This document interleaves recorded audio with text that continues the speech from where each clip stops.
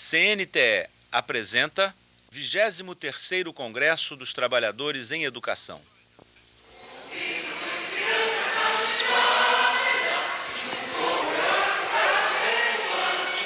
O 23º Congresso Nacional dos Trabalhadores em Educação começou com mais de 2.000 delegados cantando o hino nacional e a Internacional Socialista.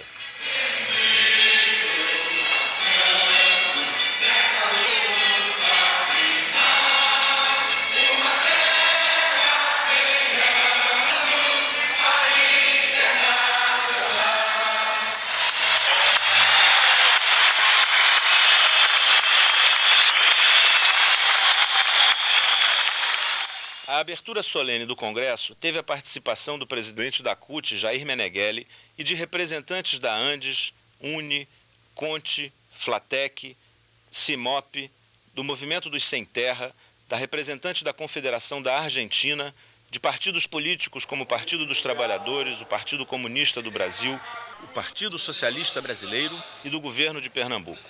Ao dar início aos trabalhos, o presidente do SINTEP, Horácio Reis, lembrou: exatamente há 10 anos atrás, cerca de 600 trabalhadores em educação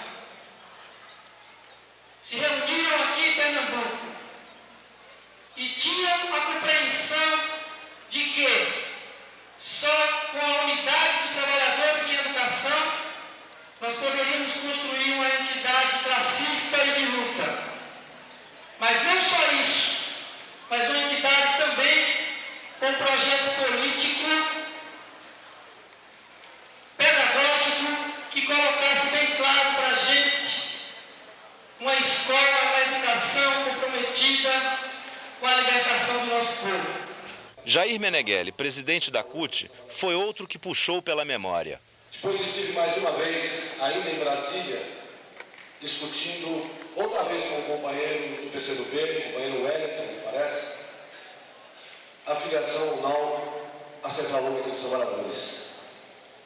Que alegria! Nós estamos todos juntos, companheiros do PCB, companheiros do PCB e na única central. Parabéns! Parabéns a todos vocês! Encerradas as saudações, votou-se o regimento e se passou à apresentação das teses para a escolha da tese guia. Foram apresentadas 12 teses, sendo 2 parciais. Entre as teses completas, 2 foram retiradas em favor da denominada CNTE classista e de luta, que acabou escolhida pela plenária como tese guia, após a defesa das companheiras Rose e Eneide. A classe trabalhadora em 89 não assistiu passivamente, fez greve, se mobilizou. Porém, nós temos aqui que ter bastante consciência. Nós não conseguimos sair das greves isoladas, das negociações fragmentadas, por categoria, por fábrica, por local de trabalho. Nós não conseguimos ainda construir uma greve geral, a unidade da classe trabalhadora, para dar uma resposta de conjunto a esse plano e as suas medidas. Pois bem, companheiros, a escola que nós queremos será, do nosso ponto de vista, uma escola dirigida e comprometida com o conjunto dos trabalhadores. A escola que nós queremos deverá ser uma escola competente, deverá ser uma escola democrática, laica e, sobretudo, será uma escola comprometida com a transformação social. A mesa, por contraste, declara tese guia, aprovada por este plenário, a tese número 3, sendo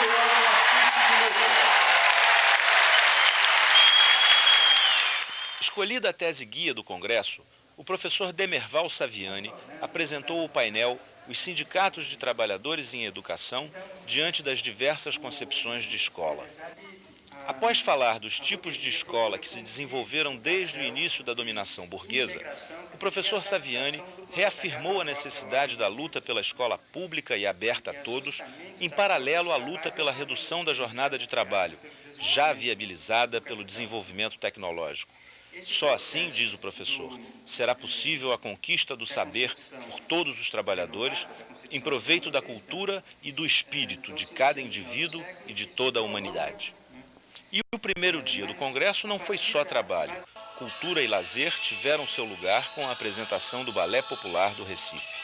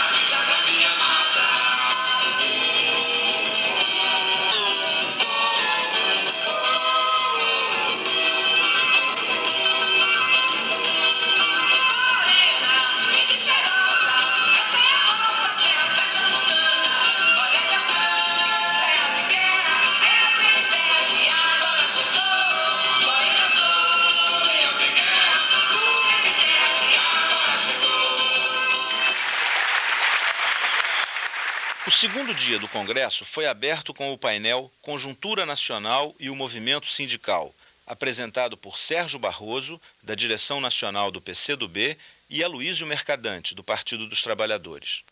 Sérgio Barroso, preocupado com a iminência da guerra no Oriente Médio, lembrou que o Kuwait era uma província iraquiana até 1961 e apontou o declínio do Império Americano como a principal causa do conflito. No plano interno, Barroso afirmou a falência do Plano Collor, apontou o isolamento crescente do governo e disse temer por uma futura ingovernabilidade, justificando assim sua conclamação à união das forças progressistas e anti-Collor em torno de um fórum de discussão que apresente uma alternativa ao país. Mercadante analisou o desenvolvimento recente do capitalismo e a crise do socialismo burocrático, afirmando a necessidade das esquerdas estarem abertas ao novo, ao repensarem a teoria. Lembrou que o terceiro mundo tem pago o desenvolvimento tecnológico recente e ficado de fora dos seus benefícios. E emocionou o plenário ao lembrar os valores que animaram a Frente Brasil Popular e a candidatura Lula à presidência da República. Eu queria lembrar a vocês o seguinte, por exemplo, a prostituição tem valor no mercado, o amor não tem. Uma sociedade não pode se constituir em cima das relações de comprar e vender produtos. A sociedade tem que se constituir em torno de valores, de uma relação entre ética, economia e política, em torno de um projeto de sociedade. E esses valores é que nós temos que recuperar para enfrentar o neoliberalismo. O valor da solidariedade, o valor da liberdade, o valor da democracia, o valor do fim das desigualdades, da injustiça. É em cima disso que nós temos que resgatar os valores que inspiram a sociedade socialista e se opor a esse projeto neoliberal.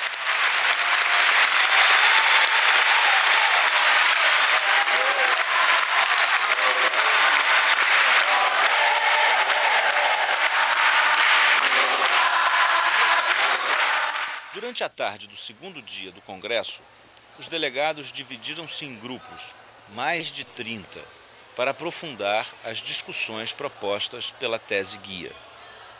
Os temas do dia foram conjuntura, balanço e plano de lutas, o sindical e o educacional. Ali se começou a tomar as decisões que seriam levadas às plenárias. No início da noite, 7 mesas de interesse ofereceram a possibilidade de aprofundamento teórico crítico em diversos campos. A professora Marília Fonseca apresentou em primeira mão alguns resultados da sua pesquisa sobre o financiamento do Banco Mundial e as influências na educação brasileira. Diversos representantes das entidades sindicais latino-americanas presentes ao Congresso discutiram o sindicalismo no nosso continente. A luta no campo e a contribuição dos trabalhadores em educação foi o tema de Luiz Villanova e Elvino Bongassi. A nossa compreensão é que a classe dominante jamais vai fazer nesse país a reforma agrária que interessa aos trabalhadores. A formação do educador foi a palestra do professor Luiz Carlos Freitas. A conclusão vai ser de que existiria mecanismos racistas na escola A questão do negro, sempre presente no cotidiano da nossa educação, ficou a cargo de Edson Cardoso. Alfabetizar e libertar foi a experiência trazida pela professora Esther Grossi, secretária de Educação da Prefeitura de Porto Alegre. País como a Rússia. O socialismo e a crise do leste europeu foi o tema do professor Jacó Gorender e atraiu a atenção da maioria dos congressistas. E hoje nós vemos que se fazem greves na União Soviética, realmente está surgindo um novo sindicalismo. E o domingo se encerrou com o som do afoxé Alafim Oió, de Olinda, e a orquestra Super O'Hara. Quem quis dançar, dançou.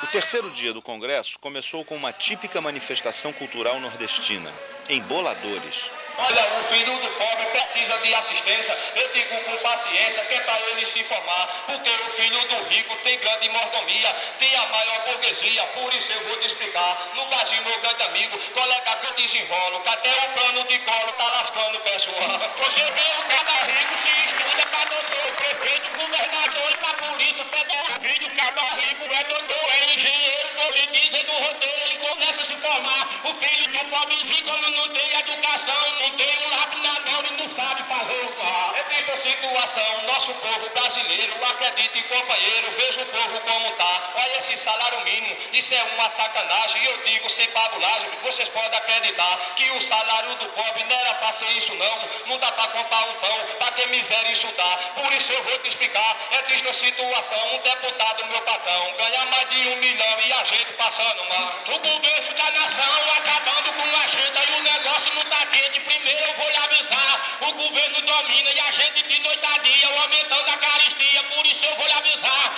Fernando começou, aí o negócio piorou e a coisa agora mudou. Pessoal, vou explicar, sei que você não se esquece, mas quando Lula tivesse dominando o pessoal. Plenária cheia, deu-se a análise da situação internacional.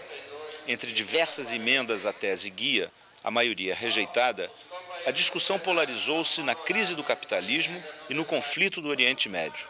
Independente de que sabemos ser o ditador da sua direção, estão lutando contra o imperialismo americano.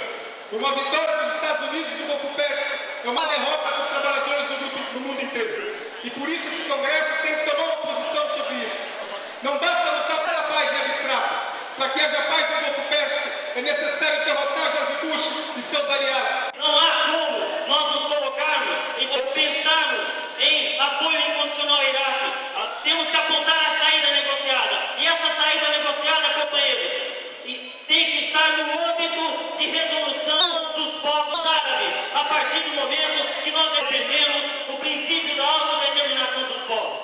Compreendido o que se passa no mundo, os delegados debruçaram-se sobre a situação brasileira.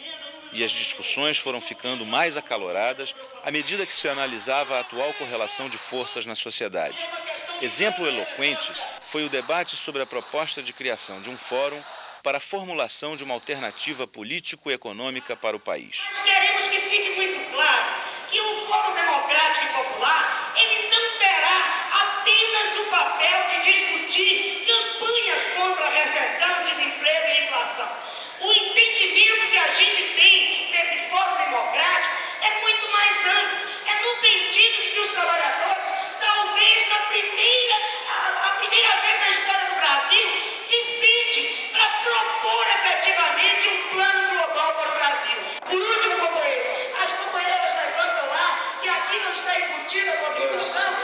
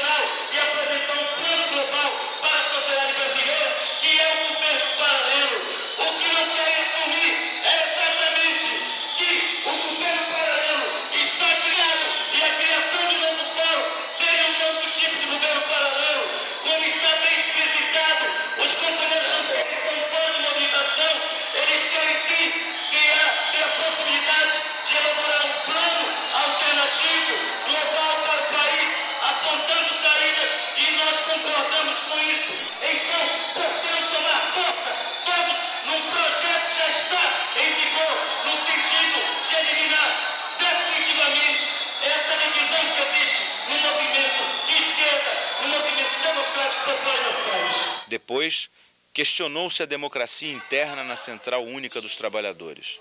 O ponto de partida para se organizar a luta sindical é um posicionamento político firme, decidido, uma posição clara contra o governo Collor.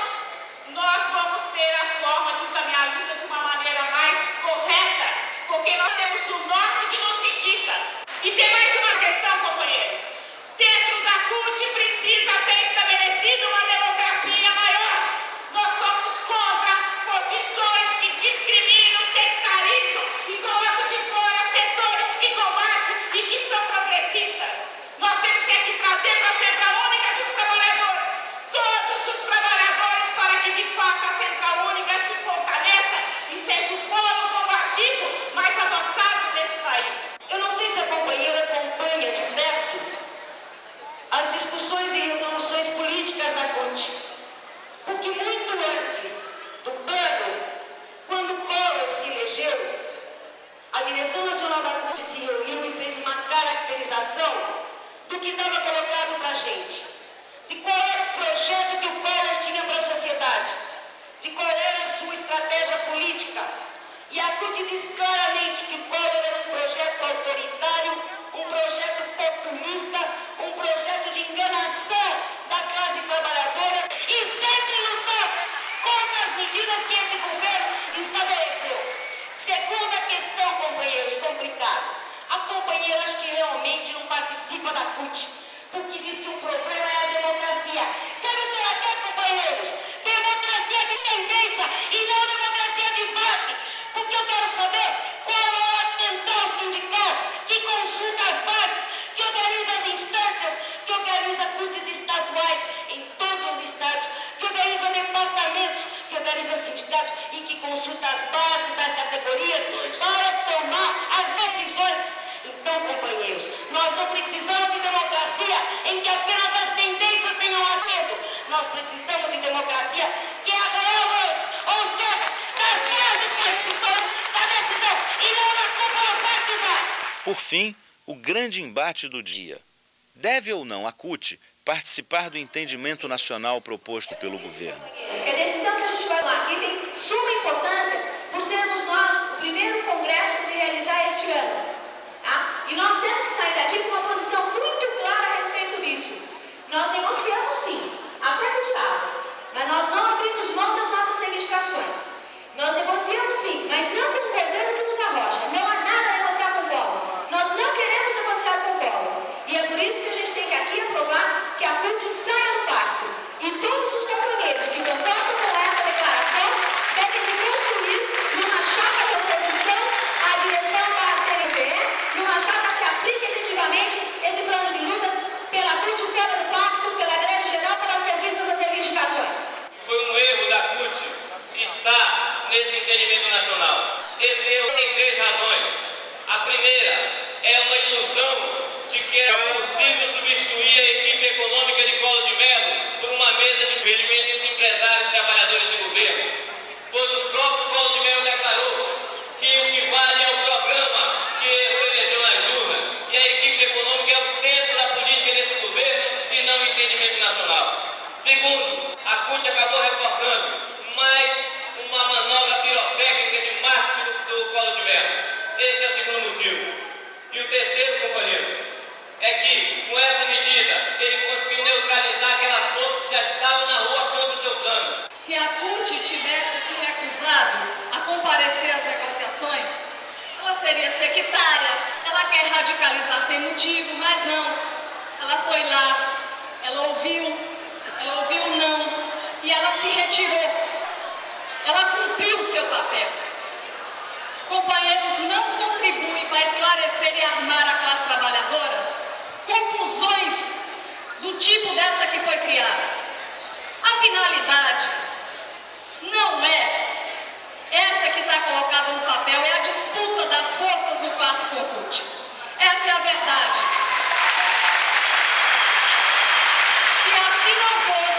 Se assim não fosse, na véspera de cada negociação, o companheiro Jair Meneghelli não receberia as listinhas de reivindicações daqueles companheiros da Executiva Nacional que se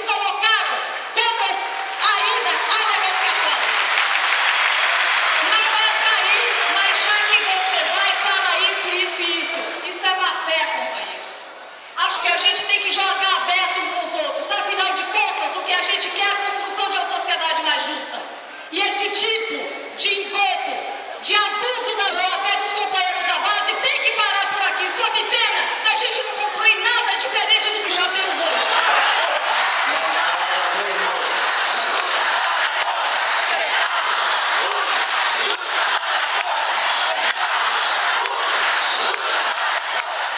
A negociação, numa conjuntura em que o plano de estabilização de Collor está fazendo água, numa conjuntura em que a burguesia internacional, através do neoliberalismo, procura implantar a recessão, o arrocho salarial, a destruição do nosso sistema produtivo, o desemprego, a fome e a miséria entre os trabalhadores, nós não podemos ir para a mesa para legitimar um governo que tem esse caráter.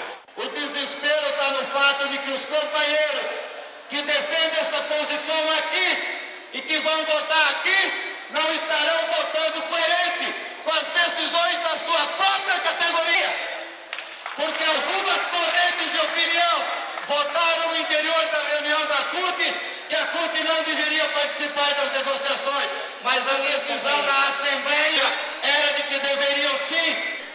Portanto, essa discussão é uma discussão desleal, que tem a ver, de fato, com a disputa que vai se travar no concurso.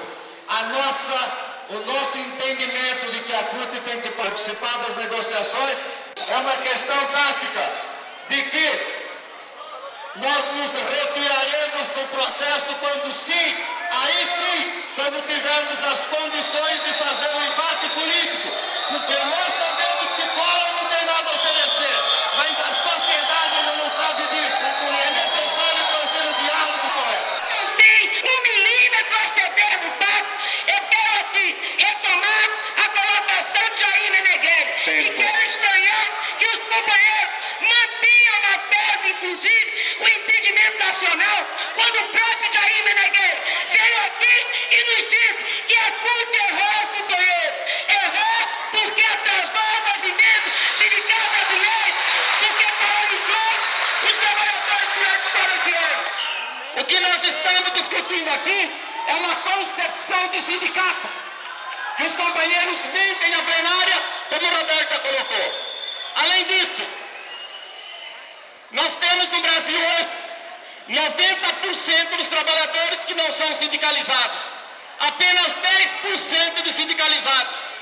Que tipo de sindicato nós vamos apresentar a esses 90% que ainda não entenderam a importância do sindicato na organização da sociedade? Quando pinta a negociação, onde é que está a CUT? Na concepção dos companheiros, simplesmente questionando o capitalismo. Na nossa concepção, cabe questionar o capitalismo, cabe construir a sociedade socialista, mas cabe também, dentro da sociedade capitalista, encaminhar as reivindicações dos trabalhadores, como nós fazemos nos nossos sindicatos de base. Na votação, o plenário se dividiu de tal forma que a mesa se declarou impossibilitada de proclamar a proposta vencedora. Após a contagem voto a voto, a vitória coube aos que defenderam a saída da CUT do Fórum de Entendimento Nacional, procedimento já adotado pela Central.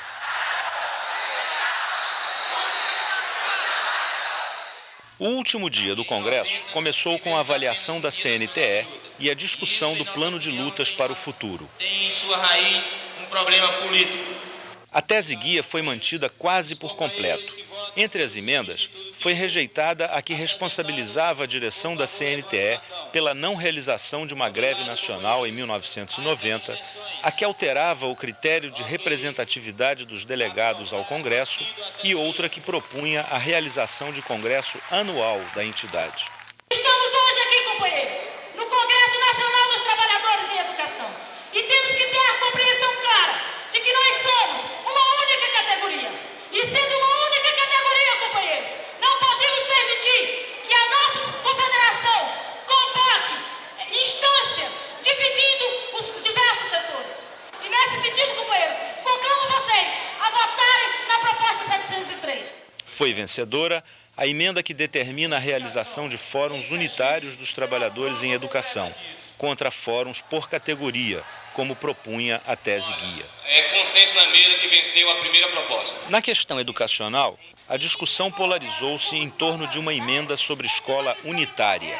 A escola unitária, na verdade, é a escola que interessa a todos os trabalhadores, primeiro, porque ela deve garantir que a escola seja unitária no sentido da democracia do ingresso. Hoje a burguesia, os filhos da burguesia têm maternal, infantil, pré-escolar. Filho de pobre entra na escola com 7 anos, no duro, para se alfabetizar. Então, a escola unitária envolve a garantia de ingresso igual, de condições iguais na escola e a contraposição que eu tenho a outras propostas que aqui apareceram é a seguinte, companheiro. A proposta apresentada pela articulação de escola unitária, ela é absolutamente incorreta, primeiro, porque diz na sua proposta que não devemos ter um projeto único pedagógico. Companheiros, eu pergunto para vocês, se nós não construirmos democraticamente um projeto para a classe operária, quem é que vai construir? Na tese da companheira diz o seguinte: a escola unitária, ela pretende superar o problema da divisão entre teoria e prática. Isso é uma ilusão pedagógica. Muitos daqui sabem disso. Escola nenhuma na sociedade capitalista tem condições de superar essa divisão, porque essa divisão está no processo de formação da organização social, na divisão entre trabalho intelectual e trabalho manual. Portanto, uma escola unitária nesses moldes é uma ilusão pedagógica. A questão do projeto político, nós, professores, funcionários de escola, trabalhadores de educação, darmos um projeto político acabado aos operários? Olha, nós temos experiência suficiente para saber que ou construímos com eles junto esse projeto político, ou não vai interessar a classe trabalhadora. O debate sobre a Lei de Diretrizes e Bases manteve a tese guia, que ressalta os avanços contidos na LDB, embora reafirme não ser esta a lei dos nossos sonhos, havendo, portanto, muita luta a travar. Mantido o texto da tese guia. Chegou-se, então, ao momento final do Congresso, a apresentação das chapas para a futura diretoria da CNTE. Foram inscritas 5. Chapa 1. Construir a CNTE pela base. Chapa 2. Unir para lutar. Chapa 3. Alternativa socialista. Chapa 4. CNTE classista e de luta. Chapa 5. CNTE, Pacto Nunca Mais, rumo à greve geral. Apresentadas as chapas, passou-se a votação.